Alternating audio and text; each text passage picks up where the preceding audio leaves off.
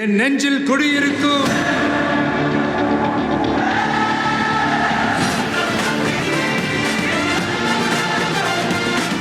உங்க toilet cleaner bison toilet cleaner குவாலிட்டியை விட பெட்டர்னு நிரூபிச்சா உங்க மொத்த பணமும் ரீஃபண்ட். பைசன் டாய்லெட் கிளீனர் இப்போது 79 ரூபாயில்.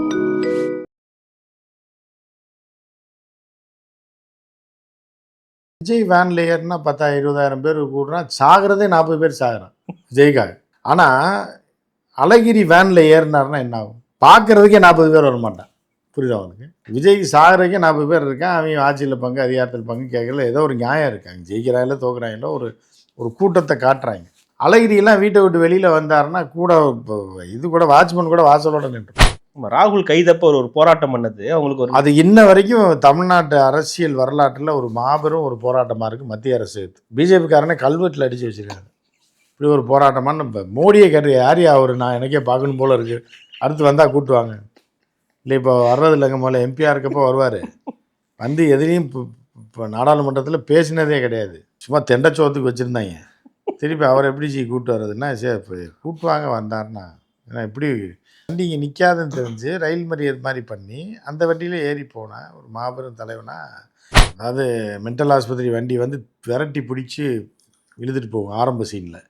கடைசி சீனில் பார்த்தா வண்டியே அவனே இப்போ நடந்து போய் அந்த விக்ரம் சேது அவனே வண்டி ஏறி போயிடுவான். அந்த மாதிரி ராகல வண்டி ஏற்றி ஒன்று பிளான் பண்ணுறேன். அவரா வேணாம்டா, அவங்க போதும்டா டேய், உங்கள் பஞ்சாயத்து எத்தனை காலத்துக்குடா, எங்கள் தாத்தா காலத்துலேருந்து உங்கள்கிட்ட பஞ்சாயத்து பண்ணி நீங்கள் பாலிடிக்ஸ் பண்ணி கட்சியை ஒழிச்சு விட்டீங்க. திருப்பி இருக்கிறது தமிழ்நாடு, பீகாரை காலி பண்ணிட்டீங்க. தமிழ்நாடு கேரளா இருக்குது, ரெண்டையும் முடிச்சு விட்டா அவங்களுக்கு சந்தோஷமாடா அப்படின்ற ரேஞ்சுக்கு ராகுல் பார்ப்பாங்க. ஆட்சி அதிகாரத்தில் 20 வருஷம் இருக்கும்போது பேங்க் பிரான்ச் ஓப்பன் பண்ணுறதுக்கு ஒரு கூட்டத்தை போட்டு மேடையை போட்டு பேசிக்கிட்டு இருந்தேன். உங்களை வச்சுட்டான்ல ஆப்பு, ப்ரைவேட்டுக்கு ஓப்பன் பண்ணி விட்டால் தெருவுக்கு பேங்க் இருக்குது. அப்போ எப்படிலாம் மக்களை நீங்கள் ஏமாற்றிருக்கீங்க? உங்களுக்கெல்லாம் ஓட்டு வேறு போடுறாங்க அப்படின்னா திமுக கூட ஒட்டி உறவாடினா தான் எதை போடலை. கார்த்திக் சிதம்பரம் கவுன்சிலர் கூட ஜெயிக்க முடியாது. ரெட்ரோலுக்ஸ் நெஞ்சங்களுக்கு வணக்கம். நான் கார்த்திக். இன்றைய பொலிட்டிக்கல் பல்ஸ் நிகழ்ச்சியில் நம்முடைய இணைந்திருப்பவர் மூத்த பத்திரிகையாளர் திரு உமாபதி அவர்கள். வணக்கம் சார். வணக்கம் கார்த்திக். வணக்கம் சார். அரசியல் களம் பரபரப்பாக ஆகியிருக்குன்றது பார்க்க முடியுது. ஆனால் இந்த பரபரப்பில் மிக முக்கியமான ஒரு கட்சி சமீபமாக ஒரு 4 வருஷமாக அதை பற்றின ஒரு பெரிய பேச்சு தமிழ்நாட்டில் பெரிய அளவுக்கு இல்லை. இப்போ திடீர்னு பார்த்தா ஆட்சியில் அதிகாரத்தில் பங்கு, எங்களுக்கு பங்கு வேணும் அப்படின்னு சொல்லி முன்னால் இருந்த தலைவர்கள் வரைக்கும் இப்போ பேச ஆரம்பிச்சிட்டாங்க. அப்படின்னும் போது காங்கிரஸ் கட்சி, தமிழ்நாடு காங்கிரஸ், டெல்லியில் இருக்கக்கூடிய ஒரு சில நபர்களும் வந்து ஆட்சி அதிகாரத்தில் பங்கு வேணும்னு சொல்லி மாணிக்கம் தாகூர் எம்பி சொல்கிறாரு, பிரவீன் சக்கரவர்த்தி அவர் வந்து சொல்கிறாரு. திடீர்னு அழகிரி வந்து நாங்கள் கூட்டணியில் தான் இருக்கோம், ஆனால் ஆட்சி அதிகாரத்தில் எங்களுக்கு பங்கு வேணும்னு சொல்லி. அழகிரி எங்கே இருக்காரு? இருக்காரு ஊரில் இருக்காரு. எங்கே இருக்காருன்னு தெரியல, ஆனால் சொல்லியிருக்காரு எங்களுக்கு ஆட்சி அதிகாரம். பிரபாகரனுக்கு அடுத்து அழகிரி தான் பயங்கரமான ஒரு தலைவனப்பா. யாராலையும் கண்டுபிடிக்க, காங்கிரஸ் கட்சிக்காரங்களாலே கண்டுபிடிக்க முடியாது எங்க இருக்காரு. இந்த திடீர் குரல் காங்கிரஸ்க்கு வந்து பயங்கரமான லைம் லைட் மீடியாக்கள்ல வர ஆரம்பிச்சிருக்கு. திமுகவும் அதற்கு வந்து இப்போ குரல் கொடுக்க ஆரம்பிச்சிருக்கு. திமுக தரப்புல இருந்து RS பாரதி அவர்கள்லாம் வந்து சில வேலைகள் இந்த மாதிரி நீங்க பண்ணுவீங்கன்னு எங்களுக்கு தெரியுன்ற மாதிரி சில வார்த்தைகள்லாம் சொல்லியிருக்கேன். திடீர்னு காங்கிரஸோட இந்த திடீர் போராட்டங்கள் எப்படி பாக்குறீங்க? வார்த்தை போராட்டங்கள். திடீர் வார்த்தை போராட்டம் இல்லை, பேராசை பெரு நஷ்டம்ன்றது. பேராசை தான், வேற என்ன. அதாவது ஐஸ்வர்யா ராயை கல்யாணம் பண்ணணும்னு பல பேர் ஆசைப்பட்டான். அதுக்கு ஐஸ்வர்யா ராயை ஒத்துக்கணுமே அப்படின்ற ஒரு கேஸ். அதே மாதிரி பல பிள்ளைக்கு ஷாருக் கான் சல்மான் கானை கல்யாணம் பண்ண அந்த காலத்தில் ஆசைப்படுவாங்க. ஹிருத்திக் ரோஷன், எத்தனை பேரை கல்யாணம் பண்ண முடியும்? அவன் அங்கேயே கல்யாணம் அங்கேயே செட்டில் ஆயிரும். அந்த பிள்ளை ஏக்கத்திலே என்ன ஆயிரும், ரோட்டில் ஒரு யாரோ ஒருத்தனை ஷாருக் கான் பதிலாக சந்தானன்றவனை கல்யாணம் பண்ணிட்டு இங்கே ஊருக்குள்ளேயே செட்டில் ஆயிரும். ஸோ இதெல்லாம் வந்து காலகாலத்துக்கு நடக்கிறது தான். ஸோ இந்த மாதிரி இவர்களும் ஆசைப்படுறாங்க. ஒரு மெச்சூர்டான அரசியல் தலைவர்களாக இல்லாமல் என்ன நடக்குதுன்னே தெரியாமல். இப்போ அழகிரி முன்னாள் தலைவர்கள், ஆமாம், அவரெல்லாம் என்ன நினைக்கிறாரு அப்படின்னா, விஜய் வேன் லேயர்னா 10,000-20,000 பேர் கூடுறான், சாகிறதே 40 பேர் சாகிறான் விஜய்காக. ஆனால் அழகிரி வேனில் ஏறினார்னா என்ன ஆகும்? பார்க்குறதுக்கே 40 பேர் வரமாட்டான். புரியுதா அவனுக்கு? விஜய்க்கு சாகிறதுக்கே 40 பேர் இருக்கான். அவங்க ஆட்சியில் பங்கு, அதிகாரத்தில் பங்கு கேட்கல. ஏதோ ஒரு நியாயம் இருக்காங்க. ஜெயிக்கிறாங்களோ தோக்குறாங்களோ ஒரு கூட்டத்தை காட்டுறாங்க. அழகிரியெல்லாம் வீட்டை விட்டு வெளியில் வந்தாருன்னா கூட இது கூட வாட்ச்மேன் கூட வாசலோட நின்றுடும். வாட்ச்மேன் வச்சுருக்காரா வீட்டிலன்னு தெரியல. ஒரு ஸ்கூல் வச்சுருக்காரு, அந்த ஸ்கூல் பஸ்ஸு கூட பின்னாடி வர்றாரு. அப்போ இவருக்கு எதுக்கு இந்த இதுன்னு தெரியல. ஸோ அந்த ஒரு பக்கம். ரெண்டாவது, காங்கிரஸ் கட்சி எப்போவுமே ஒரு தாண்டோண்டித்தனமான ஒரு கட்சி. தலைமை ஒன்று சொன்னால் இவங்க ஒன்று சொல்லுவாங்க, அவங்க ஒன்று சொல்லுவாங்க, மாற்றி சொல்லி கடைசியாக தலைமையை கொண்டு குழியில் பறித்து தள்ளி விடுறது தான் காங்கிரஸ் கட்சியோட அப்ப அந்த பாஜக கிட்ட இருக்கிற ஒரு கட்டுக்கோப்பு காங்கிரஸ்ல இருக்காதா? காங்கிரஸில் கட்டுக்கோப்பு இருந்திருந்தா ஏன் காங்கிரஸ் இப்படி இருக்கு? அவங்கள ஆட்சியிலேருந்து திமுகவுக்கு நாங்கள் 20 சீட்டு தான் தருவோன்ற நிலைமையில் இருந்த காங்கிரஸ் திமுக எங்களுக்கு 20 சீட்டு கொடுத்தா பரவாயில்லன்ற லெவலுக்கு போனது காரணம் என்ன? கட்டுக்கோப்பு இல்லாத காமராஜரோட போயிடுச்சு. காமராஜர் இந்த காலத்தோட தமிழ்நாட்டில் போயிடுச்சு. இந்திரா காந்தியோட மத்தியில் போயிடுச்சு. இந்திரா காந்தியோடய போயிடுச்சு. அதுக்கப்புறம் கட்டுக்கோப்பும் கிடையாது, கன்றாவையும் கிடையாது. அப்புறம் ராஜீவ் இருக்கிற வரைக்கும் கொஞ்சம் இருந்துச்சு. அதுக்கப்புறம் மொத்தமாக கூட்டம் நம்ம ஒன்றா இருந்தால் தான் சம்பாதிக்க முடியும்னு எடப்பாடி இருந்தார். அந்த மாதிரி பார்த்தீங்கன்னா அங்கே கொஞ்ச நாள் இருந்தாங்க நரசிம்மராவ் இருக்கிறப்ப. அதோட அது அவுட் ஆகணும், இல்லைன்னா வந்திருக்கணுமே. பீகாரில் பேராசைப்பட்டு கடைசியில் பெருநஷ்டம் ஆயிடுச்சு. இல்லை புரியுதா அவனுக்கு? கையை நீட்டிட்டாயும் பிரியாணியை போட்டான், கம்பியில் மாட்டி எடுத்து சாப்பிட முடியாமல் அவன் எடுத்து தின்ட்டு போயிட்டான். பிஜேபிக்காரன் 2 பேரும் காலி. பிரியாணி போட்டவனும் காலி, கையை கம்பியில் விட்டவனும் காலின்ற மாதிரி காங்கிரஸ் ஒன்றும் இல்லாமல் துறை தெரியப்பட்டது. அப்படி இருந்தும் இவர்கள் திருந்தலை அப்படிங்கும்போது, ஏன்னா ராகுல் எந்த உலகத்தில் வாழ்கிறாருன்னு ராகுலுக்கே தெரியாது. இப்போ ராகுலை எல்லாம் கொண்டாடுறாங்க அப்படின்னா ராகுல் மேலே மக்கள் வேறு நம்பிக்கையே இல்லைன்னு வச்சுருக்காங்க. பாஜகவுக்கு எதிராக வேறு நம்பிக்கை இல்லை, இது நேஷ்னல் லெவலில் ராகுல் தான் அப்படின்னு மக்கள் நினச்சிட்டு இருக்காங்க. ஆனால் ராகுல் யார் அப்படின்றது பிஜேபிக்காரங்களுக்கு தெரியும். டெல்லி பிஜேபி ராகுலால் ஒன்றும் பண்ண முடியாது அப்படின்ற மாதிரி தான் அங்கே போயிட்டுருக்கு. ஏதோ இருக்கிறவங்க சப்போர்ட் லாலு, டிஎம்கே, முலாயம் சிங்கோட பையன் தேஜஸ்வி, இவங்களை வச்சு தான் ஓட்டிகிட்டு இருந்தால் அவங்களையும் மண்ணவாரி போட்டாப்பு. அதுக்கும் திடீர்னு காணாமல் போயிடுவார் தேர்தல் 1 வாரத்துக்கு முன்னாடி. இல்லை அதுதான் அதோட காணாமல் போயிட்டாப்புல. 2வது இந்த வடிவேல் காமெடியில் வரும். இது என்ன அப்படின்னா, வண்டி அனுப்ப வந்தவனுக்கு வண்டியில் ஏற்றி விட்டுருவாங்க. புரியுதா அவனுக்கு? அவன் என்னையாண்டா இழுத்தேன்னா வண்டி கிளம்பும் போது ஏன் வெளியேறியோ நான் வழி அனுப்ப வந்தவன்டா என்னையாண்டா ஏற்றுனீங்கன்னா கடைசியில் அவன் டிக்கெட் இல்லாமல் போய் அவன்டா போட்டு போயிடுறான். இந்த கதை தான் காங்கிரஸ். பீகாரில் அப்படி தான் பண்ணி மண்ணவாரி போட்டாங்க. போட்டால் அவங்க ஜெயிக்கிறவனையும் மண்ணவாரி போட்டு அவனையும் காலி பண்ணி விட்டாங்க. யாரை? நாலு பையனையும் தேஜஸ்வியும் காலி பண்ணி விட்டாங்க. இப்போ இங்கே தெருவில் நிற்கணும்னு அடம் பிடிக்கிறாங்க.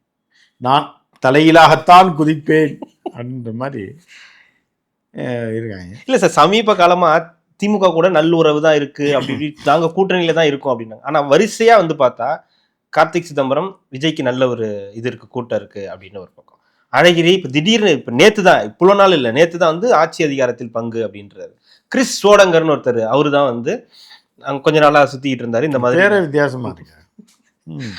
நாங்கள் தான் ஆட்சி அதிகாரத்தில் பங்கு வேணும் அப்படின்னு கேட்குறாங்க. இன்னொரு பக்கம் இவர் மாணிக்கம் தாகூர், ஒரு பக்கம் பிரவீன் சக்கர். இவங்கெல்லாம் எங்கேருந்து வராங்க? ஏன் இவங்களுக்கெல்லாம் அந்த இதுவே இல்லை, ஒரே குடையின் கீழ் இருக்கணுன்ற ஒரு எண்ணம் இல்லாதது ஏன்? இப்போ ஒரு கடை நல்லா ஓடினா கூட பிரியாணி மாஸ்டருக்கு சம்பளம் தான் கொடுப்பாங்க, கல்லால் பங்கு கொடுக்க மாட்டாங்க. நான் தான் மாஸ்டர், என்னால் தான் கடை ஓடுதுன்னா கூட ஒரு 500 ரூபா கூட கொடுப்பாங்க. எல்லாருக்கும் 1500 ரூபா கொடுத்தா 2000 கொடு, அதுக்கு மேலே கொடுக்க மாட்டாங்க. அதுக்காக நீங்கள் எஸ்எஸ் பிரியாணியில் பங்கு வேணும்னு மாஸ்டர் கேட்டாப்புல, ஆர்ஆர் தமிழ் செல்வன்ட்டு போய் பங்கு கொடுங்க, கடை நல்லா ஓடுதில்ல, டெய்லி கல்லா கேட்டீங்க, டெய்லி 1 லட்ச ரூபா சம்பாதிக்கிறீங்க, எனக்கு 40,000 கொடுங்கன்னு அப்படி கொடுப்பாங்க. மாஸ்டர் அடிச்சு துரத்திடுவாங்க. அது கடையே நடத்த வேணாம் போய் அப்படின்வாங்க. அந்த மாதிரி இவர்கள் பிரியாணி மாஸ்டர் மாதிரி தான். சம்பளம் வேணால் கூட கொடுக்கலாம், அதுக்கே லாயக்கு இல்லை. கடையே இப்போ இதாகாமல் இருக்குது. ஏன்னா கடையை இத்தனை கோடி செலவு பண்ணி லைட்டிங்லாம் போட்டு அண்டாலாம் வச்சு வெளியே தட்டி ஈட்டி எல்லாம் விற்கிறாங்க. கடைசியில் மாஸ்டர் பங்கு கேட்டால் அப்படி கொடுப்பாங்க. அந்த மாதிரி தான் இவர்கள் இப்போ பங்கு ஆட்டோ மாதிரி தான் கேட்குறாங்க. இல்லை சார், இது கடைசியில் ஏறுறவனுக்கு பிரித்து கொடுப்பாங்கன்னு நினச்சிட்டு இருக்காங்க. சார் ஆட்டோ இப்போ ஆட்டோ லோனுக்கு போட்டு வாங்கினவன் நிலமை என்ன? ஏறினவனுக்கே பங்கு போட்டு பிரித்து கொடுத்தா இதெல்லாம் வடிவேல் காமெடியில் ஏற்கனவே வந்துருச்சு. அதை ரியலாக பண்ணிட்டு இருக்காங்க காங்கிரஸில். இல்லை, தலைமையில் சில அறிவிப்புகள் இருக்குல்ல, இது தலைமை இல்லையே, ஊர்லேயே இல்லை. தலைமை தாய்லாந்துல இருக்குது, தலைமை ஊர்ல இல்லை. தலைமை இருந்தால் தானே கேட்குறது. எல்லாம் சண்டை போட்டு முடிச்சோடனே வருவாப்புல ராகுல். எலெக்ஷனுக்கு ஒரு மாதத்துக்கு முன்னாடி நோ டிஎம்கேவோட தான் கூட்டணி, சீட்டு பேரம் பேசுங்கன்னு. டிஎம்கேலன்னா ஏற்கனவே கொடுத்த சீட்டில் பாதி இதோட 80% ஜெயிச்சிருக்காங்க. இல்லை, இவங்களோட நோக்கம் அதானா? இப்போ 20-25 அளவுக்கு போயிட்டு இருக்கு. இதை எப்படியாவது அதிகப்படுத்தி ஒரு 35-40 ஆக்கிடணும். அதை எப்படி ஆக்குவாங்க? கேட்டால் கொடுத்துருவாங்களா? அதை எப்படி கொடுத்துருவாங்க? அந்த 25க்கே வழி இல்லையே. போன டைம் கொடுத்ததில் எவ்வளோ ஜெயிச்சிருக்காங்க? 18 நம்ம ஜெயிச்சிருக்காங்க. அப்போ அதில் 7-8 பிடிங்கிட்டு போயிடுச்சு இல்லை. அப்போ இந்த டைமு 25 கொடுத்து 18 ஜெயிக்கிறதுக்கு 20 கொடுக்குறோம், 18 ஜெயிச்சுட்டு போங்க. அப்படி தான் அவங்க வருவாங்க. 90% அப்படின்னு வச்சுக்கோங்க. நீ 25 கொடுத்து 25 அடிச்சிருந்தீங்க, 24 அடிச்சு இந்த வைங்க. சரி, அந்த ஒரு தொகுதி ஏதோ மிஸ் ஆயிடுச்சு இல்லைன்னா அதையும் ஜெயிச்சிருப்பாங்க. நெக்ஸ்ட் டைம் இன்னும் ஒரு 5 போடுங்க. இப்போ மாட்டுக்கே தீனி வைக்கிறாங்க, ஒரு கட்டு புல்லை தூக்கி வைக்கிறாங்க. ஃபுல்லாக தின்றுச்சுன்னா பசியில் இருக்கு போல் இன்னும் கொஞ்சம் கட்ட வைப்பாங்க. அது போடுறதே கொஞ்சம் ஒரு கை நிறைய அள்ளி போட்டதே அது பாதி தின்னுட்டு வச்சுருக்குன்னு வைங்க. அந்த மாட்டுக்கு எப்படி தீனி போடுவாங்க எடுத்து? வயிறு ஃபுல்லாகிடுச்சு, அது வேலைக்கு ஆகாத மாடுன்றது தானே அது கணக்கு. அப்புறம் இது என்ன பண்ணுச்சுன்னா, இப்போ மாட்டு ஓனர் இருக்கான்னு வைங்க, என்ன பண்ணுறான், சாப்பிட போகிறான், பிரியாணியை ஏதோ வாங்கி சாப்பிட்றான், இல்லை 4 இட்லியை கொண்டு வர்றான், மாட்டுக்கு ஒரு கை புல்லை தூக்கி போடுறான். அப்புறம் டிஃபன் பாக்ஸை திறந்து அவன் சாப்பிட்லான்னு எடுக்கிறான், மாடு பாதி புல்லை தான் தின்னுவிட்டு இட்லியில் பங்கு கேட்டுச்சுன்னு வைங்க, என்ன பண்ணுவான்? உனக்கு நீ புல் திங்கிறாள், உனக்கு புல் போட்டதே பாதியை துப்பி வச்சுருக்க, பாதியை திங்கலை, நீ இட்லியில் வாய வைக்கிற, உனக்கு டிஃபன் கேட்குதா? டிஃபனாக வர இட்லியும் கட்டை சட்னியுமாவும் கேட்குது அப்படின்னோன்னு எடுத்து தார் குச்சி எடுத்து குத்துவாங்க மாட்டேன். இந்த கதை தான் இப்போ காங்கிரஸுக்கு கொடுத்த 25 சீட்டில் 18 தான் ஜெயிச்சிட்டு, இன்னும் நான் 10-15 கொடு அப்படின்னா இல்லை. இப்போ செல்வ பெருந்தகை மாதிரியான தலைவர்கள் அவங்க காங்கிரஸ் செல்வ பெருந்தகை வேற ஒன்று அவருக்கு புரியும், அவருக்கு லோக்கலில் இருக்காரு, இங்கேயே பிறந்து வளர்ந்து இந்த தமிழ்நாட்டிலே இருந்து ஒரு தமிழனாக வாழ்ந்துகிட்டு இருக்காரு. அவருக்கு தமிழ்நாட்டு நிலைமை என்ன, காங்கிரஸ் தமிழ்நாட்டில் என்ன லெவலில் இருக்குது என்றது தெரியும். டெல்லியிலேருந்து வரவங்களுக்கு தெரியும், என்ன தெரியும்? டெல்லியில் வரவங்க இப்படி பார்ப்பாங்க, தமிழ்நாடு பலன்னு இருக்குது, நம்மளும் சீட்டை வாங்கி நம்ம ஆட்கள் பங்கு கேட்குறாங்க. கார்த்திக் சிதம்பரம் சொல்கிற கேட்டுப்பேன், கார்த்திக் சிதம்பரத்துக்கு தமிழ்நாட்டில் ஓட்டு போடுறது இதுதான் லாஸ்ட்டாக இருக்குன்னு நினைக்கிறேன். திமுக இல்லைன்னா கார்த்திக் சிதம்பரம் கவுன்சிலராக கூட ஆக முடியாது தமிழ்நாட்டில். அவங்க அப்பாவே எப்படி ஜெயிச்சாருன்னு அவங்க அப்பாட்ட கேட்டால் சொல்லுவார். திமுக ஆட்சியில் பெட்டு மாற்றி தான் அவர் ஜெயிக்க வச்சாங்க போன டைம். அதோட தலை தப்பிச்சு தம்புரான் புண்ணியன்னு போனார். கார்த்திக் சிதம்பரம்லாம் யாருன்னே தமிழ்நாட்டில் யாருக்கா நீங்கள் அந்த கார்த்திக் சிதம்பரம் ஃபோட்டோ எடுத்துகிட்டு போங்க, பீச்சில் போய் காட்டுங்க 10 பேர்கிட்ட. யாராவது ஒருத்தன் சொல்லிட்டான்னா இது யாருன்னு சொல்லிட்டான்னு வைங்க, நீங்கள் இதெல்லாம் எடுக்கணும். இதெல்லாம் அப்புறம் தான் கேள்வியே. மீடியாக்காரங்க என்னென்னா, அவர் சொல்கிறாரு பிரவீன் சக்கரவர்த்தி சொல்கிறேன்னு, அவன் யாரா பிரவீன் சக்கரவர்த்தி, ஏன்டா நீங்கள் கவர் வாங்கிட்டீங்கன்னா அவன் பெரிய தலைவன், அவனை பேட்டி எடுத்து போடுவீங்களா அப்படின்ற மாதிரி தான் எல்லாம் கேட்பேன். பிரவீன் சக்கரவர்த்தின்ற ஒரு பெயரை நீங்கள் போட்டு பாட்டிங்கன்னா அமெரிக்க மாப்பிள்ளை மாதிரி தான். எந்த படத்தில் நடிச்சுக்காரு இவருன்னு வைங்க, அமெரிக்க மாப்பிள்ளை. அந்த மாதிரி ஒரு 1.5 கோட்டையும் இதையும் போட்டுட்டு வந்துக்கிட்டு காங்கிரஸ் தலைவர்னு சொல்லிக்கிட்டு, முதல்ல நீங்கள் பேட்டி எடுக்கிறீங்கன்னா யாருன்னு பார்க்கணும்ல. எவ்வளோ ஒருத்தன் கவர் கொடுக்குறான், விளம்பரம் கொடுக்குறான்றக்கா பேட்டி எடுத்துருவீங்களா அப்படின்ற மாதிரி தான் மீடியாவை நம்ம கேட்கணும். ஸோ அதெல்லாம் என்ன தெரியும் யார் இது திமுக எப்படி பார்க்குதுன்னு ஒரு திமுக எதாவும் பார்க்காது, அப்படியே மாட்டை கேட்குறாங்க. ஆட்சி அதிகாரத்தில் பங்கு அப்படின்னு ஒரு விஷயத்த கேட்குறாங்க அப்படின்போது திமுக மாடு வளர்க்குறவன் எப்படி பார்ப்பான், அப்படியே மாடை முறைச்சி பார்ப்பான். இது எதுக்கு இந்த டிஃபன் பாக்ஸில் வாய வைக்க வருது அப்படின்னு பார்த்துட்டே இருப்பான். அவன் பாட்டுக்கு இட்லி எடுத்து சாப்பிட்டே தான். இல்லை அவங்க என்ன சொல்கிறாங்கன்னா சார், மாணிக்கம் தாக்கூர் சொல்லும்போது ஒரு கருத்து கணிப்பை வச்சு அவர் சொல்லும்போது, ஆனால் என்ன பண்ணுவாங்க தெரியுமா, சிக்கிற இடத்த சவுக்கு எடுத்தாங்கன்னு வைங்க, மாட்டை பிரித்து எடுத்துருவாங்க. ஐயோ அம்மான்னு அலற விட்டு, அது சிக்கிறப்ப வச்சு அடிக்கிறதில்ல, தெரிச்சு ஓடும் பாருங்க. அது எலெக்ஷன் டைமில் வைப்பாங்க. கூட்டணி இல்லாமல் ஜெயிக்க முடியாது. இப்போ வர கருத்து கணிப்பில் அப்படின்னா கூட்டணி இல்லாமல் உறுதியாக ஜெயிக்க முடியாது, திமுகவுக்கு இது உணர்த்தணும், இது உணர்ந்திருப்பாங்களா அப்படின்ற மாதிரி சில விஷயங்களை கேட்குறது. அதை தாங்க இப்போ பொதுவாக ஒரு விஷயத்தை ஜென்ரலாக புரிஞ்சுக்கணுங்க. நான் அதே பிரியாணி உதாரணத்தை தான் எடுக்கிறேன். ஒரு அண்டா ஒருத்தன் வாடகைக்கு விடுறேன், ஒரு அண்டாவுக்கு ஒரு நாளைக்கு 100 ரூபா வாடகை கொடுக்குறாங்க, அதில் தான் பிரியாணி கேட்குறேன். அவன் திடீர்னு பிரியாணிலாம் ரெடி பண்ணோடனே அண்டா கொடு, என் அண்டா இல்லாமல் நீ எப்படி பிரியாணி கிண்டிருப்ப அப்படின்னு கேட்டால் என்ன ஆகும், என்ன பண்ணுவாங்க? ஏன்டா 100 ரூபா வாடகைக்கு விட்ட பிரியாணிக்கு பிரியாணி கடையில் உனக்கு பங்காடா தருவாங்க அப்படின்னு. ஆமாம் கொடு, இப்போ அண்டாவை கொடுன்னா நீ என்ன கீழே கொட்டிட்டா கொடுப்பாங்க அண்டாவை, அவனை தூக்கி போட்டு மிதிப்பாங்கலாம் மிதிக்க மாட்டாங்க. அந்த மாதிரி தான் இப்போ காங்கிரஸ். ஆனால் விஜய் கூட ஏன் போகணுன்ற அவங்களுடைய எண்ணம் அடுத்து இங்கே கொள்ளையடிச்சு தின்னுவிட்டான். இங்கே மக்களுக்கு என்ன, காங்கிரஸில் யாராவது மக்களுக்கு தெரிஞ்ச காங்கிரஸ் எம்பி ஃபோட்டோ எடுத்துகிட்டு போய் காட்டுங்க. மாணிக் தாக்கூர் ஃபோட்டோலாம் விருதுநகர்லேயே காட்டுங்க, வேறு யாருன்னு சொல்லிட்டாங்கன்னா என்னன்னு 10 பேர்கிட்ட காட்டுங்க. விஜயகாந்த் பையன் நின்னாரு அந்த தொகுதியோட, அதிலே கஷ்டப்பட்டு தான் ஜெயிச்சாருங்க. கொஞ்சம் விட்டுருந்தா சீன் முடிஞ்சிருக்கோம், கொஞ்சம் விட்டுருந்தா முடிச்சு விட்ருப்பாங்க. தப்பிச்சது விஜயகாந்த் பையன்ட்ட பெரிய விஷயம். அதுக்கப்புறம் மாணிக் தாக்கூர்லாம் விருதுநகரில் வேணா பார்த்துருக்காங்கன்னு எவனும் பார்த்துக்க மாட்டாங்க. மாணிக் தாக்கூரை தெரிஞ்ச ஒரே ஆள் யாருன்னா மாணிக் தாக்கூர் பிஎம் மட்டும்தான். வேறு யாருக்கும் மாணிக் தாக்கூர் அடையாளமே தெரியாது. நம்ம ஆளுங்களே எடிட் பண்ணும்போது இவரான்னு கொஞ்சம் பாருங்க, செக் பண்ணுங்க. 4 பேர்கிட்ட கேட்பாங்க இவர் தான் மாணிக் தாக்கூரான்னு, கூகுளில் செக் பண்ணி தான் போடுறாங்க. ஸோ இவரெல்லாம் என்னத்தை பங்கு கேட்டால் என்னத்தை கொடுக்க முடியும்? எனக்கு ஆச்சரியமாக இருக்குது சார். அழகிரி கேட்டது தான், அழகிரி கேட்ட ஆட்சி அதிகாரத்தில் பங்குன்றது உறுதியாக இல்லை. அழகிரி என்ன பண்ணிட்டாருன்னா இடையில ஒரு வதந்தியை கிளப்பி விட்டாங்க, அது இல்லைன்றதை காட்டுறதுக்காக, நிரூபிக்கிறதுக்காக. வதந்தி யோசிப்பாங்கல்ல, அந்த ராகுல் கைது, நான் தான் தலைவராக இருக்கேன், ராகுல் கைதப்ப ஒரு போராட்டம் பண்ணது அவங்களுக்கு ஒரு, அது இன்ன வரைக்கும் தமிழ்நாட்டு அரசியல் வரலாற்றில் ஒரு மாபெரும் ஒரு போராட்டமாக இருக்குது. மத்திய அரசு பிஜேபிக்காரனே கல்வெட்டில் அடித்து வச்சுருக்காங்க. இப்படி ஒரு போராட்டமானு இப்போ மோடியை கேட்டு யார் அவர், நான் எனக்கே பார்க்கணும் போல இருக்குது, அடுத்து வந்தால் கூட்டுவாங்க. இல்லை இப்போ வர்றது இல்லைங்க, முதல்ல எம்பியாக இருக்கப்போ வருவார், எதிரையும் இப்போ நாடாளுமன்றத்தில் பேசினதே கிடையாது, சும்மா தெண்டச்சோத்துக்கு வச்சுருந்தாங்க.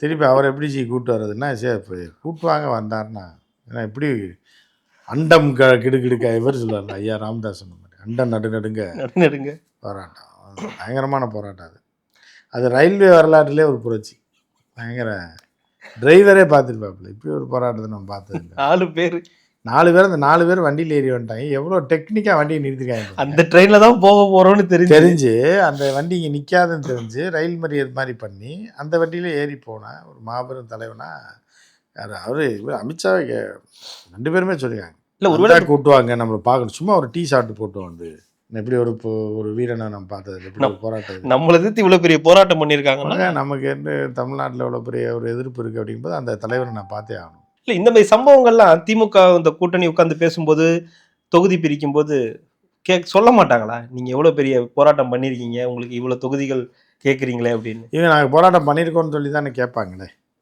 புரியுதா அப்படிதான் கேட்பாங்க பட் ஆனால் வந்து இப்போ அறிவாலயத்தில் பேச்சுவார்த்தை நடந்தப்போ கூட யாரோ ஒரு பெரியவர் நிற்கிறாருன்னு ஐயோ அவர் தான் காங்கிரஸ் தலைவர் ஒன் டைம் இப்படி தான் போயிருக்காரு ஒரு பெரியவர் வந்திருக்காருங்க சொல்லி இவர்கிட்ட சொல்லியிருக்காங்க முதலமைச்சர் மு க ஸ்டாலின் எலெக்ஷனுக்கு முன்னாடி பெரியவர் ஏதோ உங்களை பார்க்கணுன்னு வந்திருக்காரு வயசானவர் யாருன்னு கண்ணாடி போட்டிருக்காரு அப்படின்னு இந்த துண்டு போட்டிருக்காரு சிகப்பு வெள்ளை பச்சை அப்போ காங்கிரஸ் தியாகியாக இருக்கும் இல்லை அந்தளவுக்கு வயசானவங்கள இல்லை பார்க்கணும்னு சொல்லி கதவை திறந்து வர சொல்லுன்னு பார்த்தா ஐயோ அவர் தான் காங்கிரஸ் தலைவர் கூட்டணி பேச வந்திருக்காரு பெரியவர் வந்திருக்காருன்னு வெளியே நிறுத்திக்கிங்க உள்ளே வர சொல்லிங்கன்னு சொல்லி அப்புறம் தான் கூப்பிட்டு 20 சீட்டை கொடுத்துருக்காரு அப்போயே அவர் 60-70 கேட்டிருக்காரு பெரிய மனுஷன் தான் பார்க்குறேன் நீங்கள் இதை வாங்கிட்டு நீங்கள் கிளம்புங்கன்னு சொல்லி கொடுத்துருக்காங்க இப்போ இந்த டைம் வந்து செல்வப்பிறந்தேன் அவருக்கு தெரியும் செல்வப்பிறந்தாக்கு தெரியும் தமிழ்நாட்டில் என்ன இருக்குது அப்படின்னு இப்போ பெரும் தலைவர்கள்லாம் இருக்காங்க கார்த்திக் சிதம்பரம் அப்புறம் இவர் நம்ம விருதுநகரில் மாணிக்கம் தாக்கூர் அவர் வந்து தாக்கூர்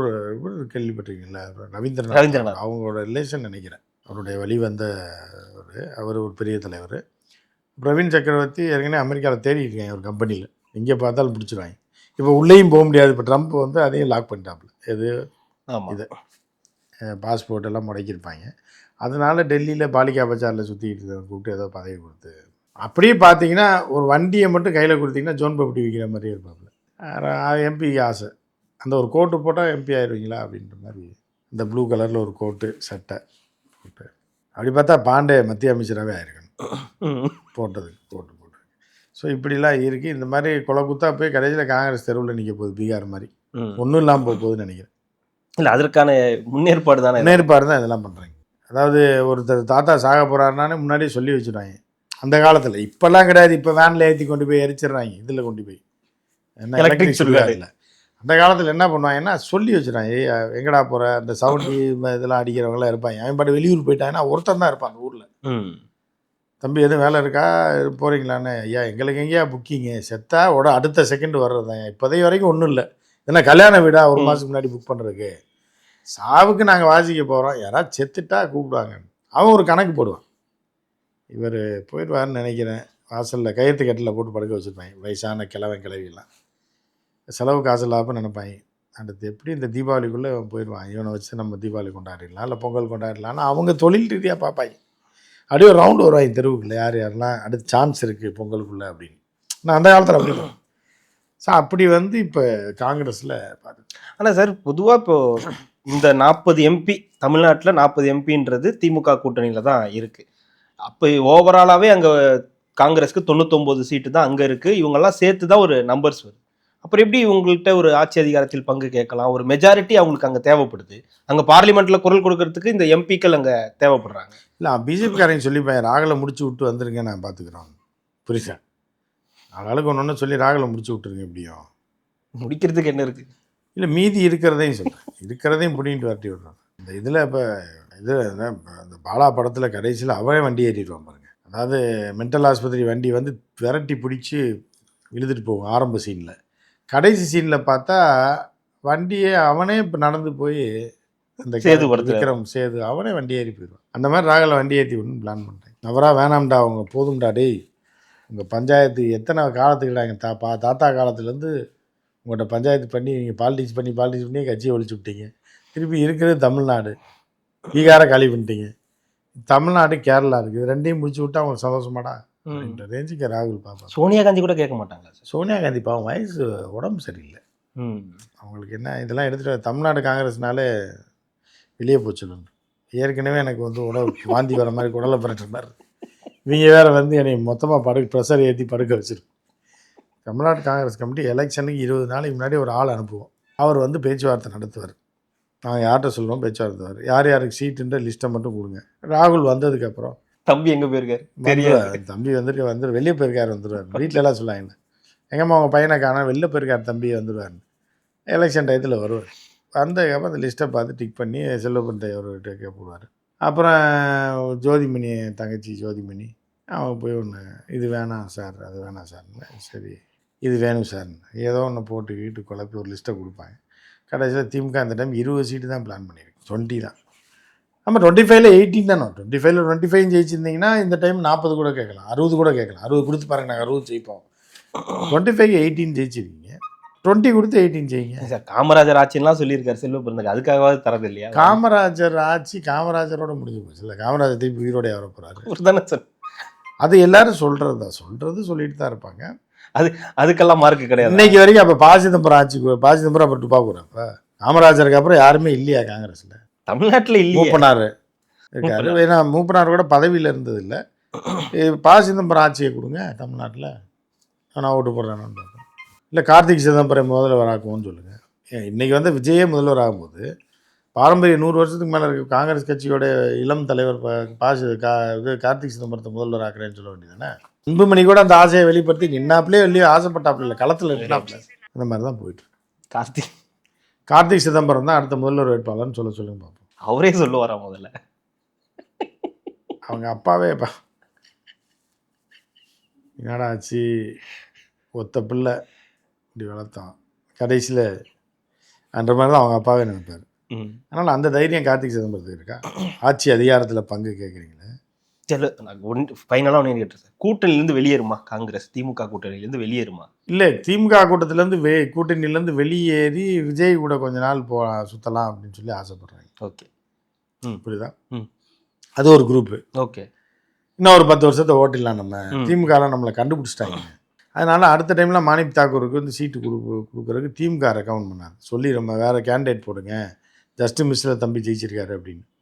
அதனால் விஜயோட சேர்ந்துட்டோன்னா அப்படியே ஓடலாம். அதே வந்து மிகப்பெரிய ஒரு தலைவர் இருக்கார் சவுத்தில், விஜய் வசந்தன். அவரெல்லாம் வந்து தொகுதியிலே தான் இருப்பார். கன்னியாகுமரியிலே டிஃபனும் தொகுதியில் தான் சாப்பிடுவார்.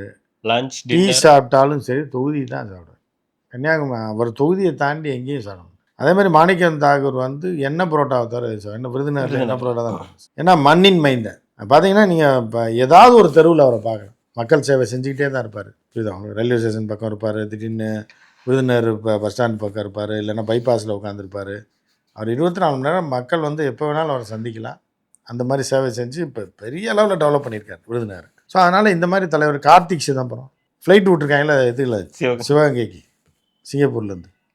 அந்த அளவுக்கு சிவகங்கையில் ஏர்போர்ட்டு பெரிய இது மத்திய அரசு நிதிகளை கொண்டு வந்து பெரிய அளவில் ஊரே அடித்து உலையில் போட்டு ஊரை வந்து இருக்கிறவங்க பூரா லூசு கூவைங்கன்னு நினச்சிக்கிட்டு இவங்க அப்பா வருவாராம், பேங்க் பிரான்ச் ஓப்பன் பண்ணுவாராம். எது அது ஒரு பெரிய சாதனை. ஊருக்குள்ளே பேங்க் வந்தாங்க பிஜேபிக்காரன், சந்து முக்குக்கு தெருவுக்கு பேங்க் ஓப்பன் பண்ணி விட்டு போயிட்டேன். அவனே பிரான்ச்சுக்கு அவனே ஓப்பன் பண்ணுறான். அதுக்கு எதுக்கு மத்திய அமைச்சர் நிதி அமைச்சர் நீங்கள்லாம் பேசுகிறீங்க? ஆட்சி அதிகாரத்தில் 20 வருஷம் இருக்கும்போது பேங்க் பிரான்ச் ஓப்பன் பண்ணுறதுக்கு ஒரு கூட்டத்தை போட்டு மேடையை போட்டு பேசிக்கிட்டு இருந்தேன். உங்களை வச்சுட்டான்ல ஆப்பு, ப்ரைவேட்டுக்கு ஓப்பன் பண்ணிவிட்டால் தெருவுக்கு பேங்க் இருக்குது. அப்போ எப்படிலாம் மக்களை நீங்கள் ஏமாற்றிருக்கீங்க? உங்களுக்கெல்லாம் ஓட்டு வேறு போடுறாங்க அப்படின்னா திமுக கூட ஒட்டி உறவாடினா தான் எதை போடல. கார்த்திக் சிதம்பரம் கவுன்சிலர் கூட ஜெயிக்க முடியாது, கேவலமாக இருக்கும். அந்த தொகுதி எம்பி தொகுதி உள்ள ஃபுல்லாக போய் பார்த்தீங்கன்னா சில கிராமங்கள்லாம் இன்னும் படுமோசமாக இருக்குது. ரோடுகள்லாம் மத்தியில் அதிகாரத்தில் இருந்த சிதம்பரம் என்ன பண்ணார் அப்படின்னு கேள்வி கேட்பாங்க. அப்படி இருக்கும்போது இவர்களெல்லாம் வந்து என்னென்னா ஏதோ ஆட்டையை கழிச்சு விட்டு போகக்கூடிய ஆட்கள். நம்ம தான் நாசமாக போயிட்டோம், காங்கிரஸையும் அழிச்சு விட்டு போயிடுவோம், இல்லை திமுகவையும் அழிச்சு விட்டுட்டு வெளிநாட்டில் போய் செட்டில் ஆயிடணும் அப்படின்ற டிக்கெட் தான் அது போகிறாங்க. கண்டிப்பாக சார், அடுத்தடுத்த நிகழ்வுகளை தொடர்ந்து பேசலாம். மிக மகிழ்ச்சி, நன்றி. என் நெஞ்சில் குடியிருக்கும்